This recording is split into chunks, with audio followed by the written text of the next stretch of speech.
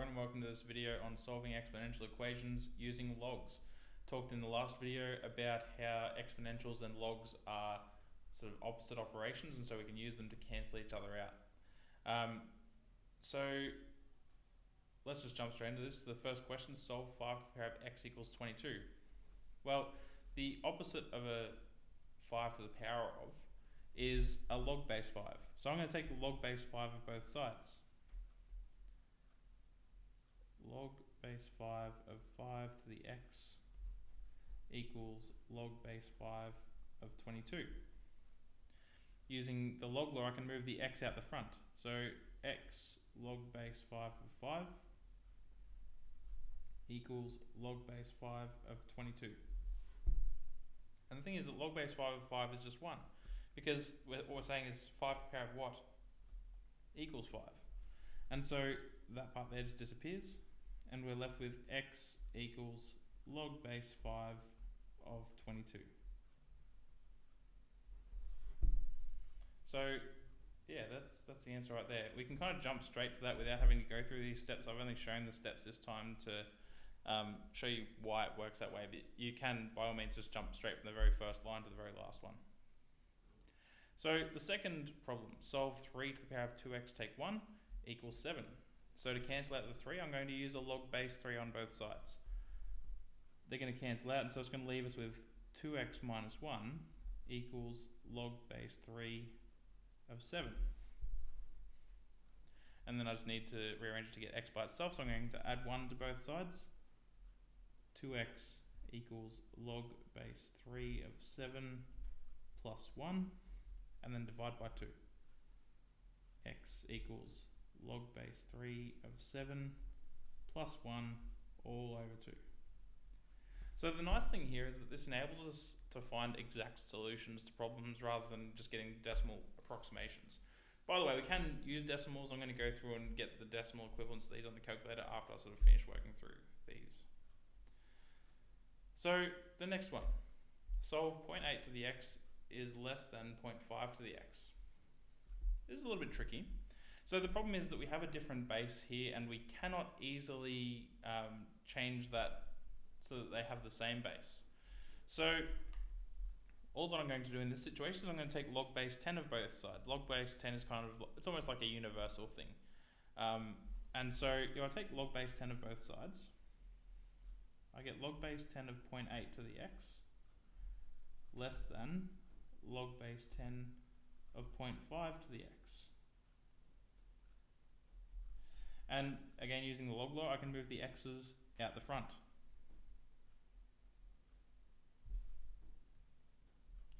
So I'll get x log base 10 of 0.8 less than x log base 10 of 0.5. Well, I've got x's on both sides of the equation, so what I'm thinking is we probably want to group those x's together. And so I'm going to subtract x log base 10 of 0.5 on both sides.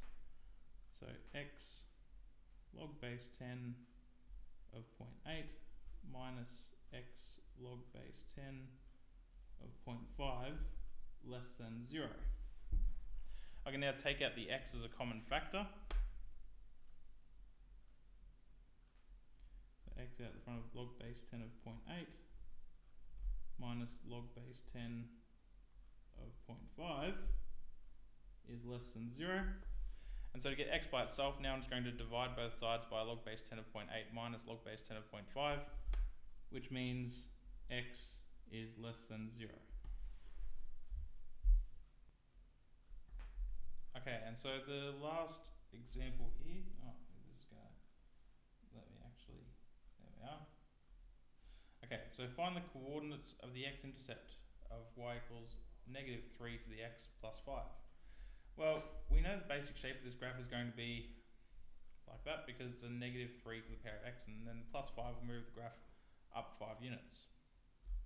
I need the x-intercept. So for the x-intercept, we let y equal 0.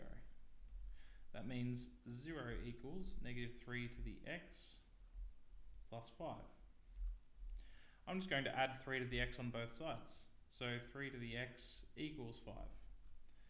I'm then going to take log base 3 of both sides. So x equals log base 3 of 5. And there we have it. So that's the x-intercept in its exact form. And I need to write this as coordinates. So it was log base 3 of 5 and 0. Now, I want to show you as well in the calculator how you can find the values of these things.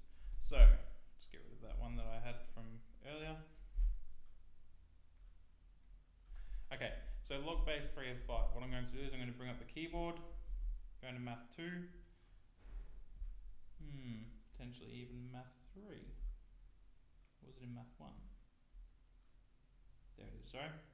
Skipped over it. So, just use the template there, log base 3 of 5, and I've got it set to decimal, so that is about 1.46. I can do it for all of the other ones as well. Just so you're aware, if you ever have to use log e, so if you have an equation that says e to the power of something, and you take log e, the way that you actually do it is this ln button, okay? ln stands for natural log. I don't know why the letters are reversed. Perhaps it's just a bit nicer to say ln than nl. But yeah, so that's how we do a log e. And so if we're doing like log e of, well, let's do e.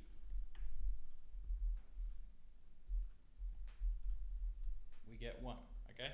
So anyway, that's how we can do log e. I'm going to leave the video there. See you later.